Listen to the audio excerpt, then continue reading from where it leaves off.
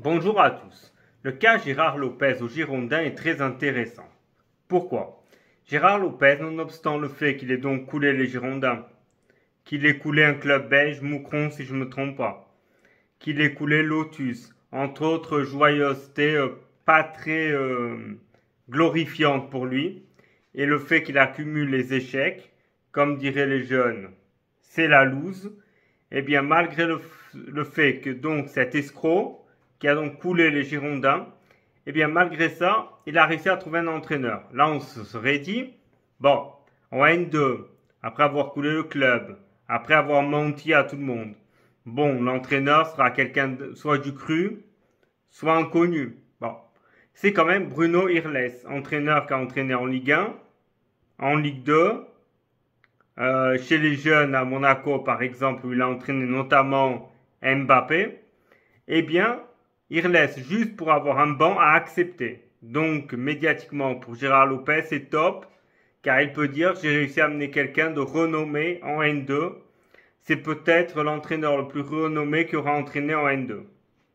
Bon, c'est assez probable, hein, on va pas se mentir. Bon, donc lui, juste pour avoir un banc, il a été prêt à accepter.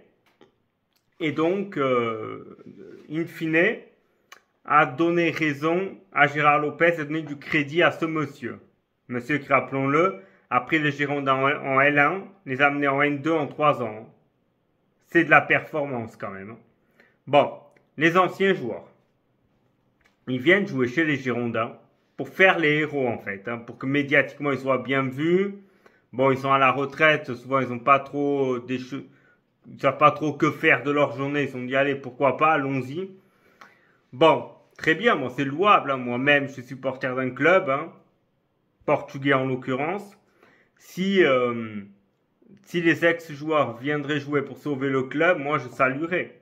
Mais attention, moi j'aurais salué s'il l'aurait fait en échange du départ de Lopez. C'est-à-dire qu'ils auraient dit, nous on accepte de jouer pour les Girondins, de sauver les Girondins dans cette situation dramatique, mais à une condition non négociable, que Gérard Lopez parte, vende ses parts et que le club soit repris soit un projet local, soit par un mécène, ça peu importe, ou même entre eux, hein, ils auraient pu se joindre entre eux pour acheter le club, en tout cas temporairement, pour le remettre dans le droit chemin et ensuite le vendre à une entité plus capable, notamment financièrement, d'assumer le fait d'avoir un club. Mais tout ça, donc les anciens joueurs et Bruno Irles vont faire passer Gérard Lopez pour un héros. C'est-à-dire Gérard Lopez, son pari, car il faut savoir.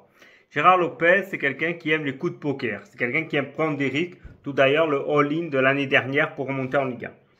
Et là, son pari est le suivant. J'ai fait tomber le club en N2. Je les ai tués. On va avoir l'aide du tribunal de commerce. Hein. On a un commerce qui n'est pas tout à fait impartial. Hein. Bon, bref, qui est plutôt pro-Lopez. Hein, ou qui serait plutôt pro-Lopez. On va dire ça comme ça. Bon, donc, l'idée de Gérard Lopez, c'est de faire remonter le club au moins en L2, le revendre, ou alors en L1 carrément, et passer pour le héros, passer pour celui qui a fait renaître le club de ses cendres. Et ceci pourquoi? Car il est connu, hein, ça fait partie de la caractéristique humaine, l'être humain ne se souvient que de la dernière mémoire, c'est-à-dire l'être humain oublie. Ça se passe aujourd'hui, vous avez une nouvelle news qui arrive, vous oubliez la précédente. Vous avez une nouvelle news qui arrive et vous oubliez celle-là, bon, et ainsi de suite. Donc tout le monde, imaginons qu'il arrive à redresser les Girondins dans 5 ans en L1, eh bien, ou 6 ans, peu importe, eh bien, tout le monde aura oublié le désastre Lopez et Lopez aura presque une statue au Matmut Atlantique, car c'est comme ça que ça se passe. C'est seulement la dernière mémoire qui reste, d'où souvent le risque pour des légendes de faire l'année de trop, car les gens beaucoup souvent vont se souvenir que de l'année de trop et pas du reste de sa carrière. C'est un peu le risque que prend quelqu'un comme Cristiano Ronaldo, en voulant faire l'année de trop pour atteindre les 1000 buts, eh bien le risque de sa carrière ne retiendra que le passage en Arabie Saoudite et l'euro désastreux qu'il a fait pour le Portugal. Donc voilà, ça c'est le fait que notre mémoire est sélective, elle se rappelle que de la dernière chose qui est arrivée. Donc voilà. D'ailleurs, Daniel Riolo a dit ça, a dit que selon lui, les ex-joueurs devraient exiger le départ de Lopez pour jouer. Et je pense qu'il a raison. Je ne suis pas toujours d'accord avec ce qu'il dit, mais sur ce coup-là, il faut lui donner raison. Pour terminer cette vidéo, j'ai envie de vous dire, beaucoup de supporters girondins, en fait, quasiment la majorité, à part ces escrocs de Diabaté 33, souhaitent le départ de Gérard Lopez. Je vous le dis tout de suite, cela va arriver, tôt ou tard. En tout cas, je l'espère pour vous, hein. Le plus vite possible, ce serait le mien. Mais comptez sur le fait que Gérard Lopez ait envie de partir, donc qu'il vende, ou alors qu'il liquide, bon, qu'il vende. N'attendez pas que ce soit une association qui le fera pour vous.